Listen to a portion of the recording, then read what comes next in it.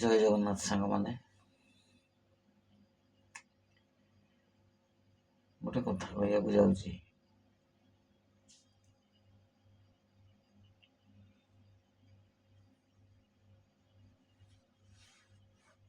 କିଏ ଜଣେ ମତେ ସତ କହିଥିଲା।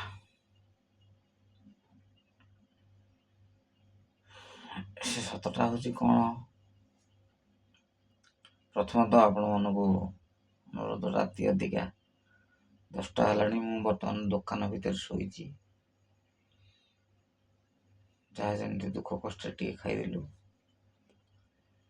ପିଲାମାନେ ଖାଇଦେଲେ, ମୋ ବୋଉ ବି ଖାଇଦେଲା,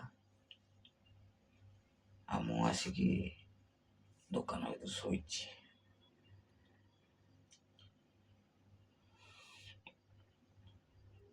କିଏ ଜଣେ ମତେ ସତ କହିଥିଲା,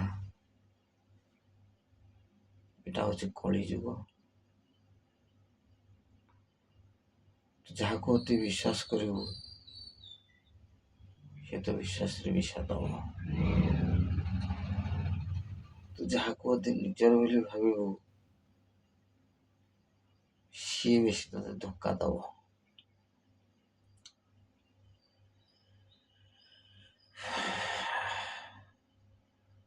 ତୁ ଯାହାକୁ ଆପଣାର କରିବୁ ବୋଲି ଭାବିବୁ,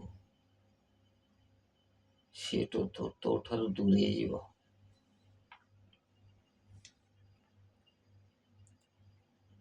ତ ସାଙ୍ଗମାନେ,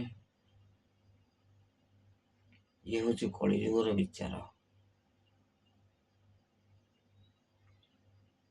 ବଞ୍ଚିଲା ବେଳେ, ଦୁଃଖ କଷ୍ଟ ପାଉଥିଲା ବେଳେ, ଯଦି କାହାକୁ ନିଜର ଲୋକକୁ ଥରେ ସାହାଯ୍ୟ ପାଇଁ ହାତ ବତେଇବ, ସେ ସାହାଯ୍ୟ କରିବାକୁ କୁଣ୍ଠାବୋଧ ହେବେ ବା ପଛେଇ ଯିବେ।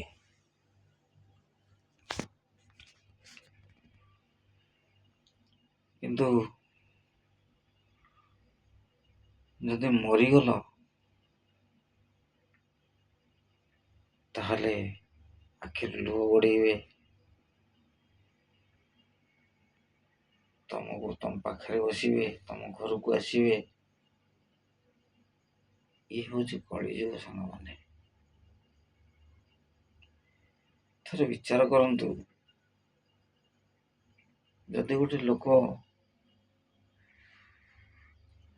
ଜଣେ ଆଶ୍ରୟ ମାଗୁଛି, ତାକୁ ଆମେ ଆଶ୍ରୟ ଦେଇପାରିବାନି,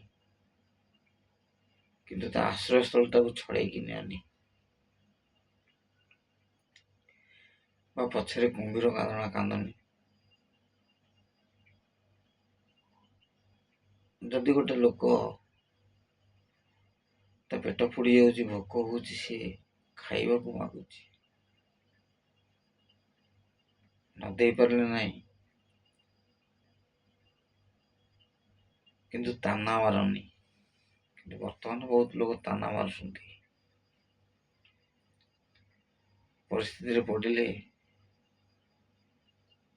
ଲୋକ ଏମିତି ବି ତାନା ମାରିବେ।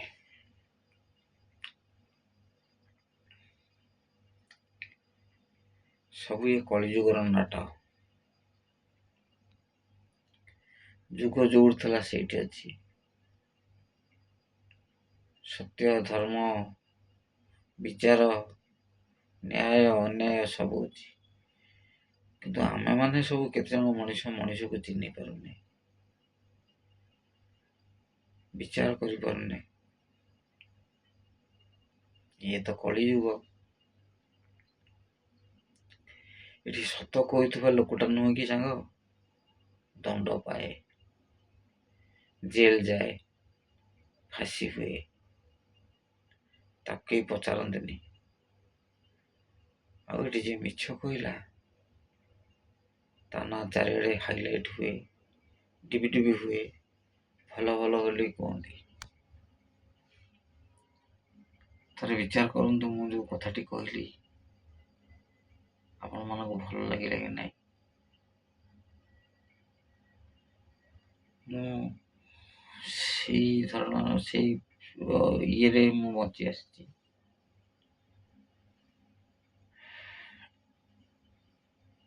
ଆଉ କ'ଣ କହିବି ସାଙ୍ଗମାନେ, ରାତି 10ଟା 10:30 ପାଖାପାଖି ଦୋକାନ ଭିତରେ ଶୋଇଛି। ପୁଣି 4ଟା ରାତିରୁ ଉଠିକି ମୋ ଭଗବାନଙ୍କ କି ଈଶ୍ୱରମାନଙ୍କୁ ଡାକିବି। ସେମାନେ ଆସନ୍ତି, ଚା ପିଉଛନ୍ତି।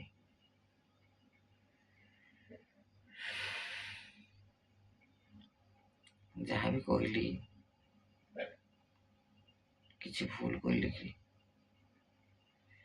ଏ ତ କଳିଯୁଗ।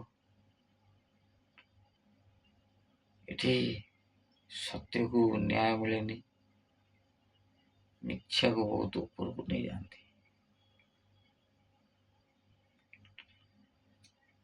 ଏଠି ଗରିବ ଦଣ୍ଡ ପାଏ ବିନା ଦୋଷରେ, ଆଉ ଯାହା ପାଖରେ ପଇସା ଅଛି ଧନୀ,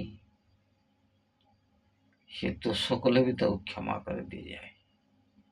ଥରେ ଭାବନ୍ତୁ, ଯାହା କହିଲି ଯଦି ଭଲ ଲାଗିଲା ତାହେଲେ ଏ ଗରିବ ଭାଇଟାକୁ ଆଗକୁ ନିଅନ୍ତୁ, କମେଣ୍ଟ କରନ୍ତୁ, ସେୟାର କରନ୍ତୁ। ମୋ ପିଲାମାନଙ୍କ ଆଶୀର୍ବାଦ, ମୋ ପିଲାମାନଙ୍କ ଦୟା, ଆପଣମାନଙ୍କର ସବୁ ଆଶୀର୍ବାଦ ଦୟାରେ ମୋ ପିଲାମାନେ ଉପରକୁ ଉଠିଯିବେ। ଜୟ ଜଗନ୍ନାଥ। ଜଗନ୍ନାଥ କାଳିଆ ଠାକୁର ଆପଣମାନଙ୍କର ଦିନ ଶୁଭମୟ ହଉ, ହସ ଖୁସିରେ ଭରି ଦିଅନ୍ତୁ, ଏଇ ମୋର କାମନା। ମୁଁ ଯେଉଁ ପରିସ୍ଥିତିରେ ବଞ୍ଚି ଆସିଛି, ସେ ପରିସ୍ଥିତି କେବେ ହେଲେ ବି ଆପଣମାନଙ୍କ ପାଖରେ ନ ପହଞ୍ଚୁ, ଏତିକି ଜଗନ୍ନାଥ ଠାକୁରଙ୍କ ପାଖରେ ମୋର ପ୍ରାର୍ଥନା। ଜୟ ଜଗନ୍ନାଥ। ରହିଲି।